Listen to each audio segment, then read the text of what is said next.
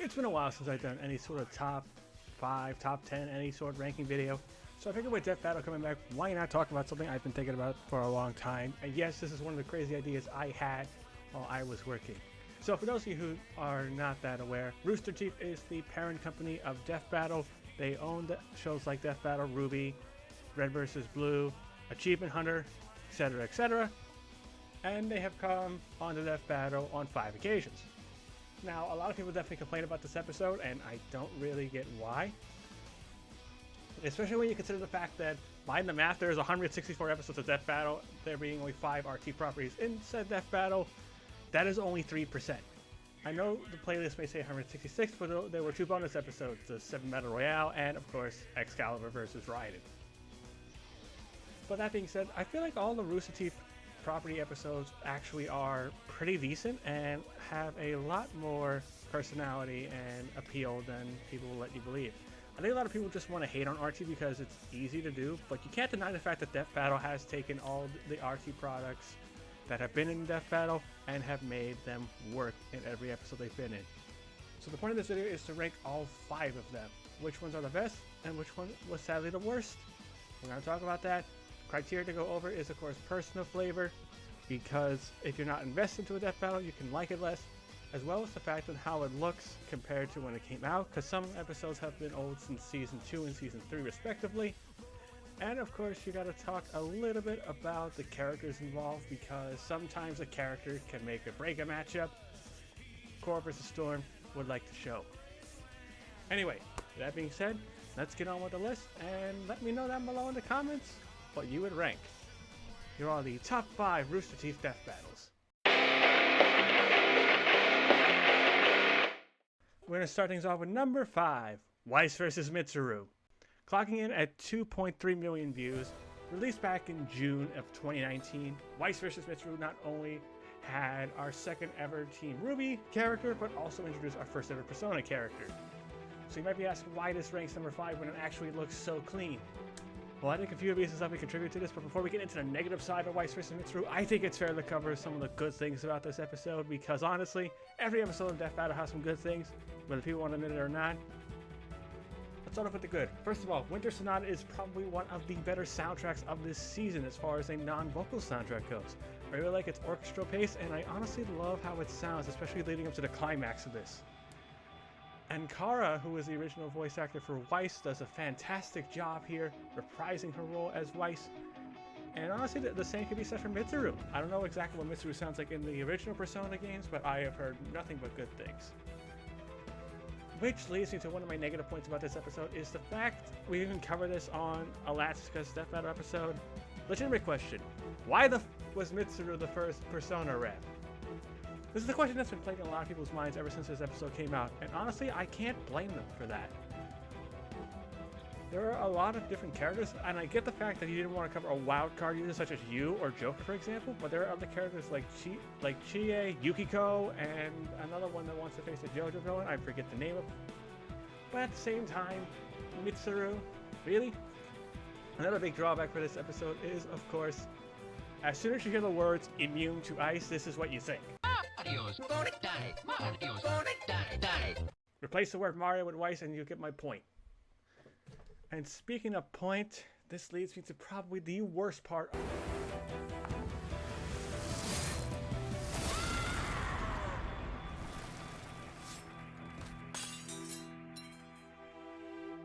Can anyone say worst death of Death Battle ever? Because I sure can't. I mean, seriously, what the I get the fact that you didn't want to go so graphic considering Ben versus Hal happened and a lot of people were upset with that one.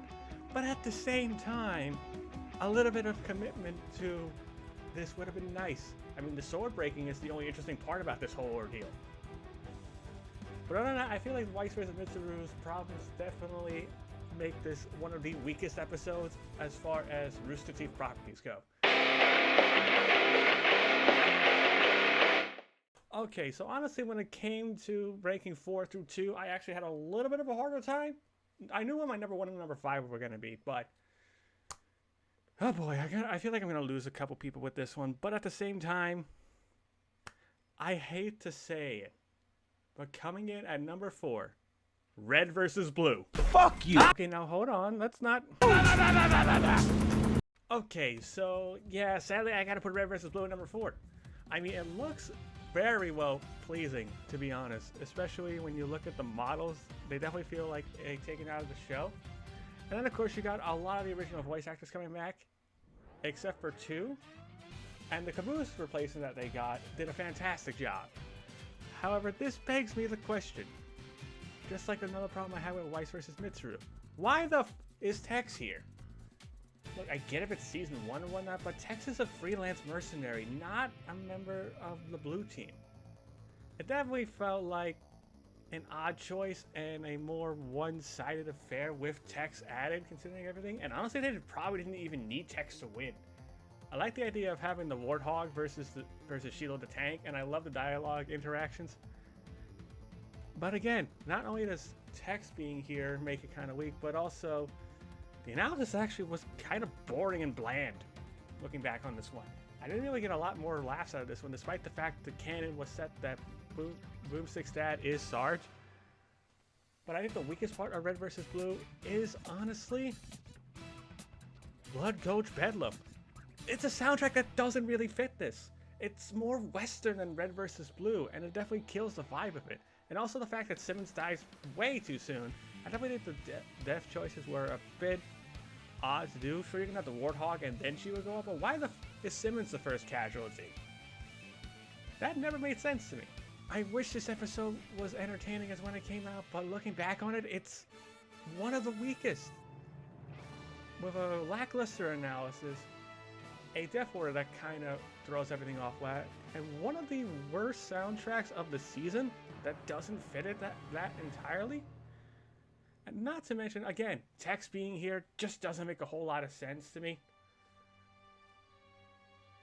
But honestly, we did get one of the funniest moments out of this episode, and let's be honest, when you heard this the first time, you couldn't stop laughing. Well, should have seen that coming.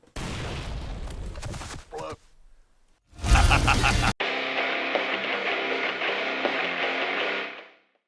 Coming in at number 3 is one, if you go by the name Wolf or Fiction Rumble, you are going to not like this one. Yang versus Tifa takes the number 3 spot here, the first ever time we had a Rooster Teeth property in Death Battle.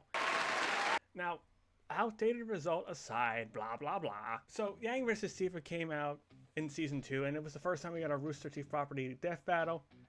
And I love the little details such as Torian voicing the guard, Barbara voicing Yang, and Tifa's voice actress did a phenomenal job. I love its environment too for the time, for it all being motion capture.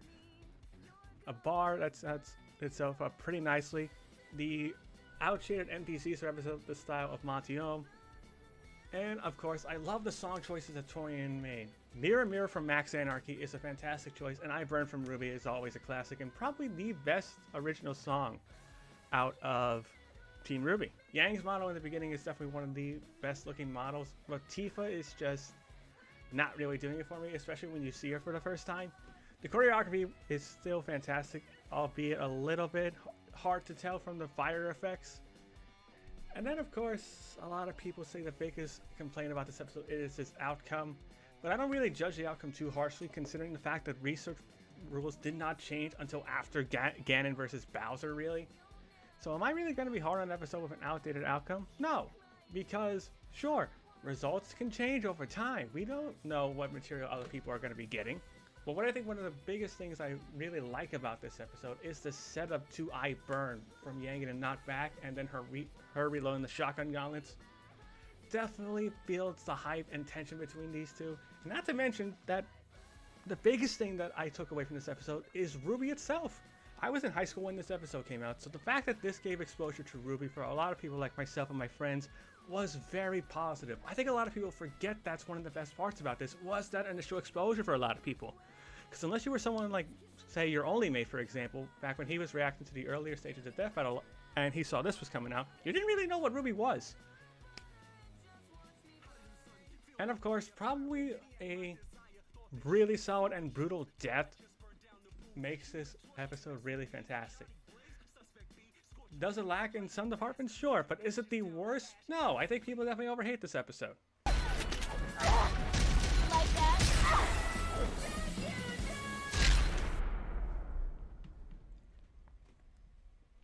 Nailed it.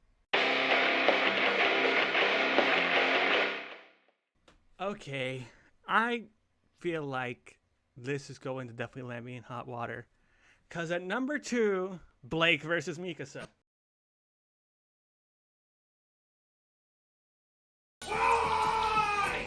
Okay, I get you're upset, but like... This is the greatest insult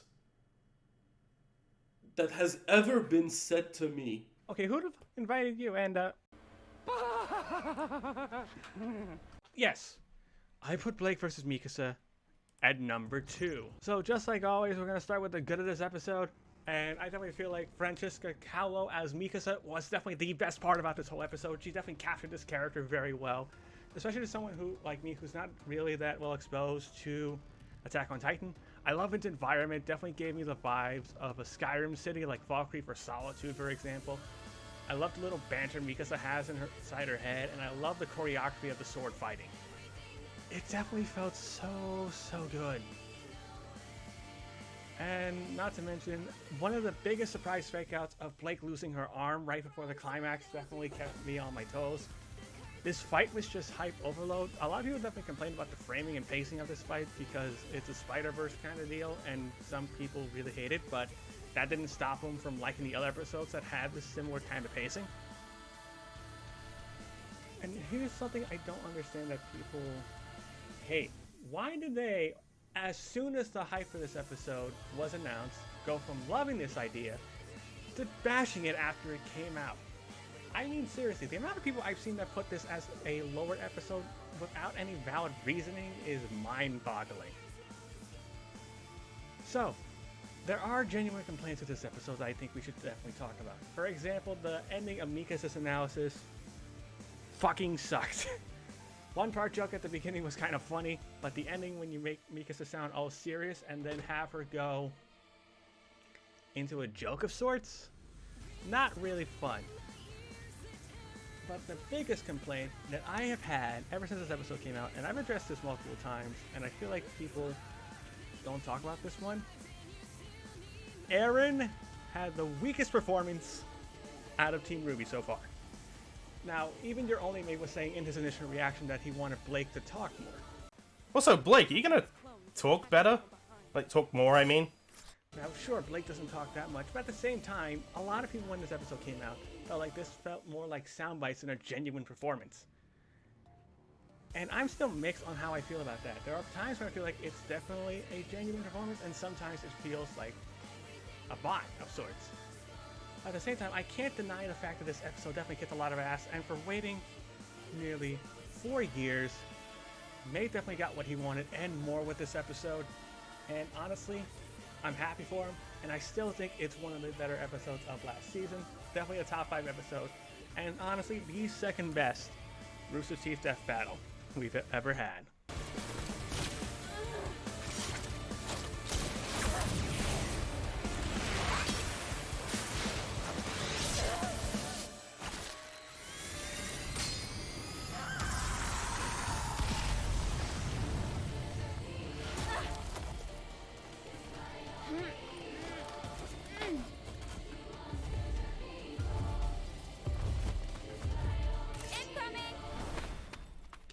Also, Mini Ren, what the fuck was that ending? Regardless, still second best. Number 1, Meta versus Carolina. Okay, so this was a legitimate kind of crossover. This was not only an official episode of Death Battle, but also an official episode of Red versus Blue. And the fact that it nailed this crossover to a perfect T is amazing. They got the original voice acting. The animation style kicks ass and it's just like the show. Not to mention that they do an analysis kind of in the Red vs. Blue style of like the non-moving Halo games. The fact that they nailed so much of this is amazing, and that's just the initial look. We haven't even gotten to the animation portion of why I like this episode. So, I addressed this earlier when talking about this episode. The voice acting is fantastic. And of course, you have probably one of the most underrated death battle songs not made by Brandon or Deadwolf. Slingshot is really good, and I don't understand why people don't talk about it that much. It matches the pacing of this fight so well and is a really good soundtrack on its own. Not to mention that the lyrics make this feel really hype as well as its instrumental pieces. And then of course you have all the special effects as well as the distortion inside it to make this episode amazing. The combat also seemed to flow very well, whether it be gunplay, hand to hand. It just works so well for both Meta and Carolina. I think a lot of people forget about this episode because, you know, it was just an early on death battle, but it's one of Torian's finest works and probably one of the most underrated Torian works we've ever seen. The weapon choices, the armor abilities, the AIs interfering with the death battle itself, and even them arguing about it in the post-analysis. My God, that was a nice touch to have as far as interactions go. And honestly, it was hard to find complaints about this episode. I think probably the weakest part of this episode was the fact I didn't want it to end in a weird way.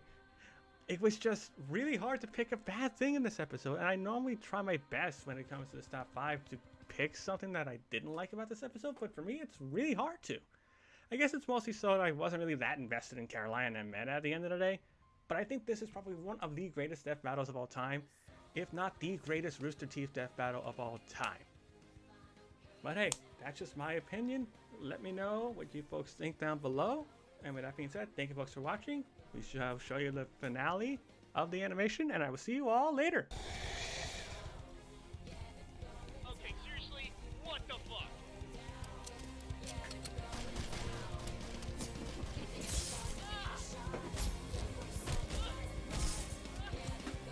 Hey, wait, hold up.